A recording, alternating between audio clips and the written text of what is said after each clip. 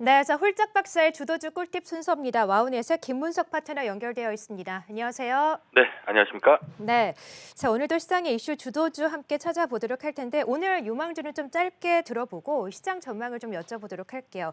오늘 우리 시장의 급락이 좀 오후 들어 크게 나오고 있습니다. 코스피 2%, 코스닥도 2.4% 넘게 급락하고 중국 시장이 조금 급락이 크게 나오죠. 상해 종합지수가 1.7% 가까이, 홍콩이 3% 조금 못 미치게 하락세가 나오고 있는데 오늘도 이야기가 있었죠. 홍콩에서 이 증권 거래세, 인지세를 조금 인상할 수도 있다. 홍콩 정부가 재정 적자를 좀 메우기 위해서 인지세를 인상할 수도 있다라는 이슈가 나오면서 홍콩 시장이 급락을 했고 우리 시장도 이런 영향을 좀 받고 있는 듯한데요. 이런 자본소득세 인상 이슈는 사실 예전부터 계속 있었던 얘기거든요. 최근 제닛 옐런 재무장관도 자본이득세를 인상할 수도 있다라는 발언을 했었고 어제 우리나라에서도 법령권 토론회가 있었는데요. 모든 소득의 5%를 과세할 수도 있다라는 기본소득 증세안이 또 수면 위로 떠오르기도 했습니다. 이런 증세안 이슈가 나오다 보니까 시장도 좀 출렁출렁거리고 있는데 좀 어떻게 보시고 이런 시장의 급락에 좀 매수로 대응을 해야 되는 것인지 아니면 좀 안전팬트를 좀 꽉 매야 되는 것인지 궁금하거든요. 어떻게 보십니까?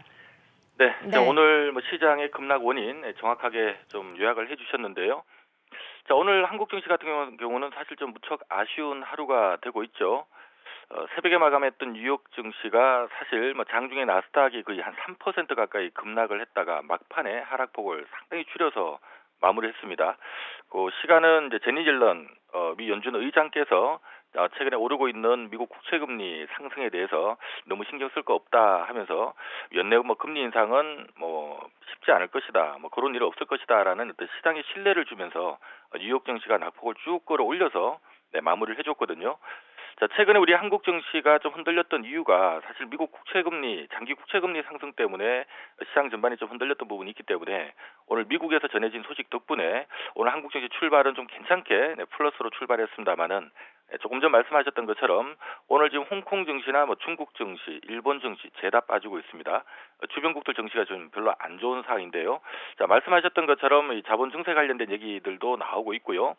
때마침 최근에 이 중국 증시 같은 경우는 최근에 이제 춘제 연휴 기간 동안에 굉장히 경기가 좋았다, 소비가 좋았다 하면서 좀 중국 증시가 많이 올랐습니다만은 일단 춘제 기간 동안에 인민은행에서 약 44조 원 정도의 금액을 회수했다라는 얘기가 나오면서요.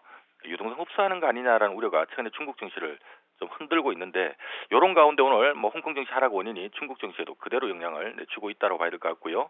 자, 이웃에 있는 일본 증시도 최근 30년 만에 3만 포인트를 넘어섰습니다만은 오늘 3만 포인트가 깨지고 있습니다. 어쨌든 간에 지금 미국을 포함한 전 세계 증시가 사실 지난해 이후로 좀 많이 오른 상태인데요.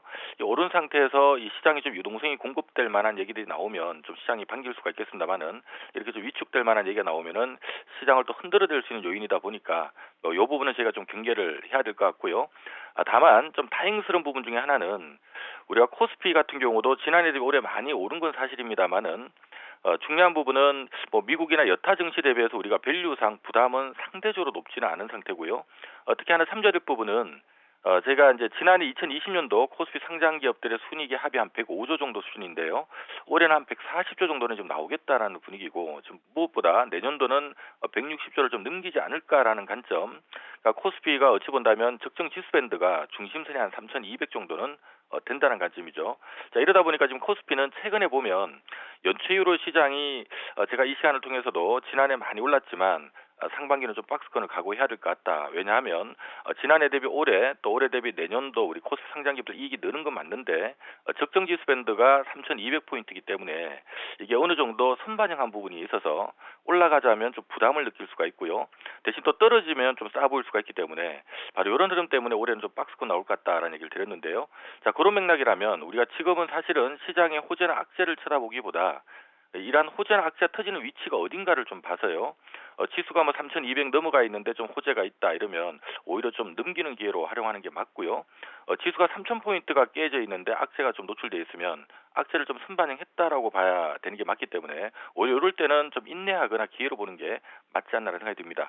자, 연초 이후로 지금 코스피가 3천선 이하로 지금 세 번째 테스트를 하고 있고요. 오늘 같은 경우는 주변 증시를 좀 흔들리는 부분이 우리 한국 증시에 그대로 영향을 주고 있습니다만은 일단 3천 이하에서는 악재를 좀 어느 정도 반영하고 있다라는 관점에서 본다면 이전처럼 3천 밑에서는 추세적으로 심하게 하락하거나 오래 머물지는 않을 걸로 봅니다. 그런 맥락이라면 오히려 좀 저가 매수 기회로 보셔도 괜찮지 않을까라는 생각이 듭니다.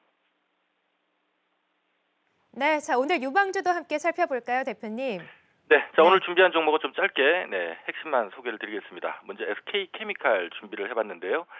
자, SK케미칼 같은 경우는 지금 오늘 시장 대비 상당히 강한 흐름이 나오고 있죠. 자, 그동안에 이제 SK바이오사이언스 관련돼서 상장되긴 되는 거냐, 또 공모가 거품 논란이 좀 있긴 있었습니다만은 어제 SK바이오사이언스 어제 IPO가 있었고요. 자, 어제 IPO를 통해서 이제 정확하게 날짜가 공개가 됐습니다. 3월 3일과 4일 기간 수요 예측이 진행되고요. 그다음에 이제 3월 9일에서 10일 이틀간 이제 일반 청약이 들어가고 3월 18일 날 이제 상장을 하는 수준을 가겠다라고 어제 이제 일정이 공개가 됐고요. 특히 거기서 무엇보다 SK 바이오사이언스의 최근에 이제 공모가 좀 거품 아니냐라는 논란이 많았습니다만은 어제 IPO를 통해서 거품 아니다라는 부분에 어느 정도 거품 논란은 좀 일축한 게 아닌가라고 보이고요. 자, 지금 희망 공모가 기준으로 보면 SK 바이오사이언스의 기업 가치가 공모가 하단이라면 한 3조 7천억 정도가 될 것 같고요. 상단이면 4조 9천억 정도 수준이 될 것 같은데, 자, 어쨌든 간에 SK케미칼이 SK바이오사이언스의 지분을 98% 보유를 하고 있기 때문에 이번 상장과 함께 지분 가치가 한 2조 원 플러스 알파로 붙을 수 있다라는 관점이라면 지금 SK케미칼의 지금 시가총액이 한 4조 5천억 되기 때문에 이러면 5조 원대를 한번 넘겨주는 흐름들이 3월 달에 나오지 않을까라는 관점입니다. 오늘 좀 많이 올랐습니다만은 스케줄이 살아있다라는 관점에서 좀 분할 매수 관점으로 접근이 가능할 걸로 보이고요. 자, 두 번째는 이마트 얘기를 좀 해드릴까 하는데요.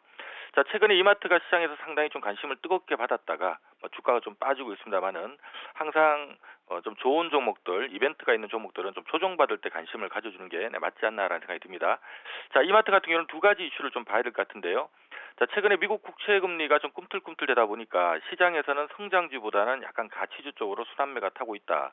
이런 부분들이 유통업체에는 좀 긍정적인 이슈가 될 것 같고요.